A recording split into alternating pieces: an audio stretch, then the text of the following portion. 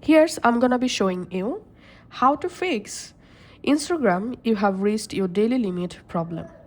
So all you have to need, go to your Instagram app and go to your Instagram profile, tap this hamburger menu.